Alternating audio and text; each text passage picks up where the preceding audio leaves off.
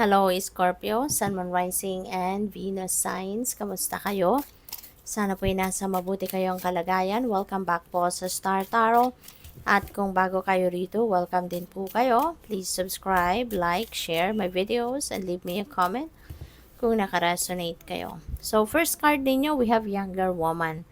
So, you may be dealing with a younger woman sa ngayon, or maybe you have a relationship with a younger woman. So, depende yan sa inyong sitwasyon. But this younger woman could be anyone.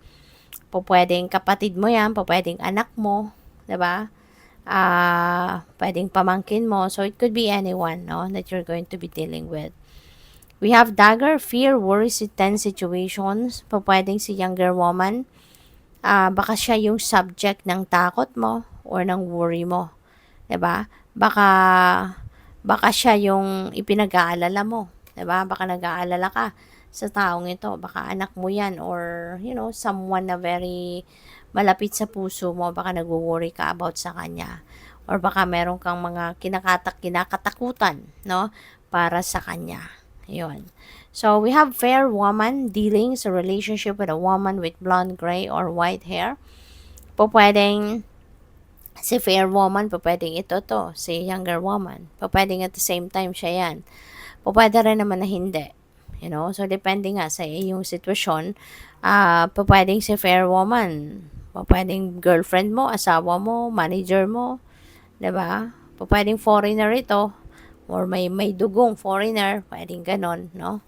So, we have final period of frustration, lessons to be learned. Ayan. So, maaari, no, na you will be frustrated with this person or with this person.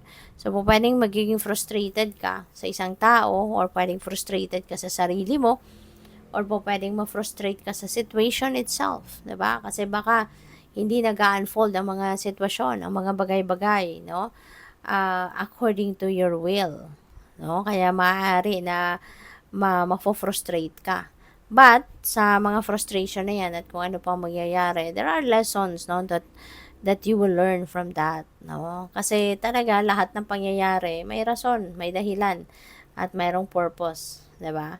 Kaya in this case, marami kang matututunan. Baka out of frustration, matutunan mo dito na mas habaan pa ang pasensya, mas laliman pa yung inyong understanding, 'di ba? Yung mga ganon or other kind pa ng lessons na pwede mong matutunan.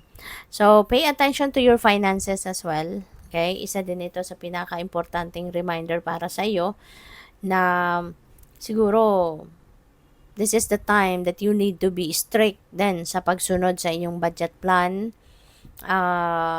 I-manage ninyo, learn to manage your money wisely. Mas galingan nyo pa ang pagmamanage ng inyong pera. At saka, alam mo yun, yung dapat na monitor mo yung inyong kaperahan.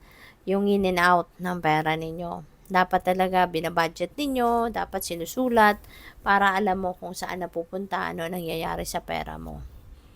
So, we have bridge, successfully overcoming a problem. So, this is good news. Diba? Kasi kung ano man ang pinoproblema mo, yan ay mapagtatagumpayan mo na, yan ay masusolusyonan mo na, no? Sa ngayon. So, good luck. So, we have fly, Scorpio. This is period of ill health and depression. So, maaari na related ito rito, no, sa problema. Ito, sa tatlong yan. Maaaring related yan dyan. Kasi baka sobrang baka madi-disappoint ka, mafo-frustrate ka talaga hanggang sa mainis ka na sa sarili mo. Siguro, malulungkot, kaya mauuwi sa depression.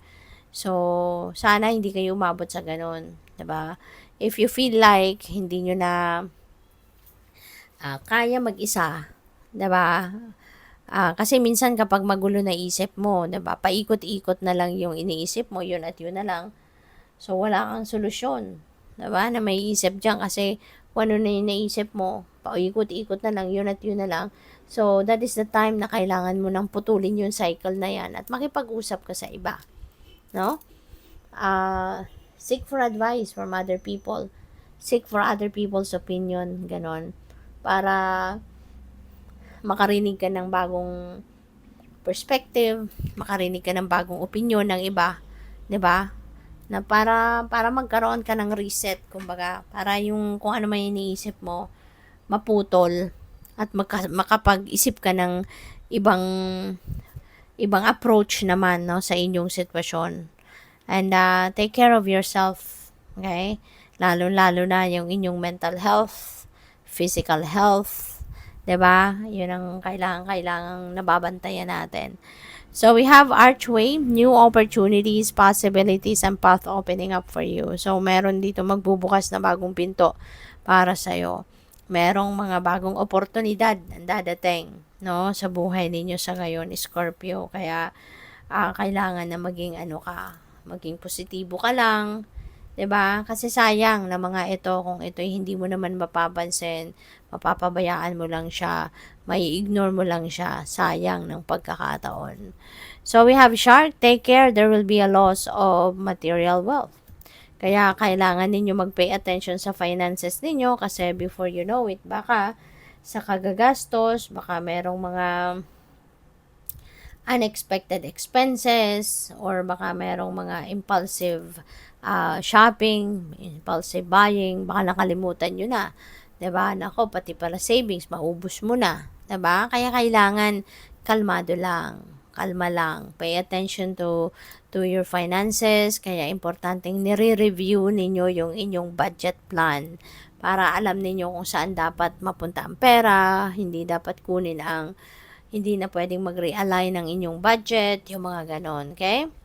There is success, no? So, successfully overcoming a problem, tas may success. So, maaaring meron kayo ditong big time na problema na mapagtatagumpayan mo na. Kaya, good for you. Good luck. At pwede rin, na yung success na to could be related din sa trabaho, sa career niyo, sa business, sa relationship, pwedeng ganun din. Hindi lang sa problema, but maybe, diba, sa ibang bagay. So, we also have acts, forces working against you. Okay? Meron ditong mga tao siguro na, alam mo yun, kumukontra sa'yo. Maaaring mga taong galit sa'yo. Maaaring merong mga taong, alam mo yun, nagbabalak ng hindi maganda sa'yo. No? Kaya maging vigilant ka, maging vigilant, maging mapagmatsyag, maging focus kayo, no? And be careful, be wary, be cautious, okay? So what else? We have older woman, dealings, a relationship with an older woman. Okay? So this could be your lola, this could be your mom, this could be your auntie, 'di ba? This could be anyone, no, na you're going to be dealing with. So good luck. Thank you for watching Love and Light. Namaste.